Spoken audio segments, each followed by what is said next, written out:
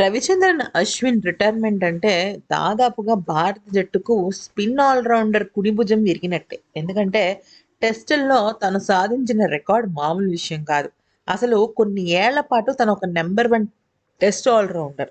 6 test సెంచరీలు, 537 వికెట్లు. అంతేకాకుండా ఒక ఫాస్టెస్ట్ బౌలర్‌గా 250, 300, 350, 400 ఇలాగా 500 టెస్ట్ వికెట్లను అవలీలగా పగలగొట్టిన అంటే పడగొట్టిన ఒక సూపర్ డూపర్ స్పిన్నర్. అలాగే ఇంకా 100 టెస్ట్ మ్యాచ్‌లు ఆడిన ఒక గొప్ప ట్రోఫీని కూడా అందుకున్నాడు.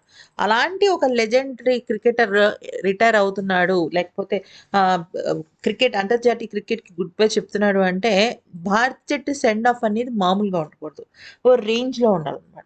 సో, ఈ క్రమంలో అశ్విన్ చేసిన పనేంటి? దానికి భారత జట్టు చేసిన పనేంటి అంటే, అశ్విన్ యాక్చువల్లీ రిటైర్మెంట్ ప్రకటించిన తర్వాత మీడియా వాళ్ళు ఇంకా కొన్ని ప్రశ్నలు అడుగుతున్నా కూడా అక్కడ తను సమాధానం చెప్పకుండా చాలా ఎమోషనల్ అయిపోయి కళ్ళెంబట నీళ్లు పెట్టుకొని వెళ్ళిపోయారు.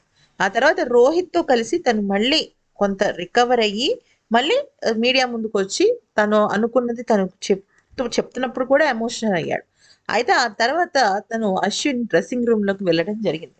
డ్రెస్సింగ్ రూమ్‌కి వెళ్ళే ముందు తను టెస్ట్ క్రికెట్ బట్టల్లో ఉన్నప్పుడు మొత్తం అటు ఉన్న ఆటగాళ్ళందరూ గూడా టెస్ట్ క్రికెట్ ప్లేయర్సే గాదు, ప్లేయింగ్ 11 కాదు. ఆనర్ అని ఉంటుంది కదా! ఓట్ ఆఫ్ ఆనర్ అని జెప్పేసి అలాగా అందరూ వరుసగా నుంచుని ఇక అశ్విన్ అలా వెళ్తుంటే తనకి అడుగు అడుగున క్లాప్స్ కొడుతూ అత్యద్భుతమైన తనకొక అంటే లాస్ట్ మ్యాచ్ కదా ఇంకా. ఇంకా తర్వాత తను ఆడాలి అనుకున్నా గూడా ఆడలేడు. సో, ఇదే చివరి రోజు. ఇంటర్నేషనల్ క్రికెటర్‌గా కూడా తను ఇదే ఆఖరి రోజని చెప్పేసాడనమాట.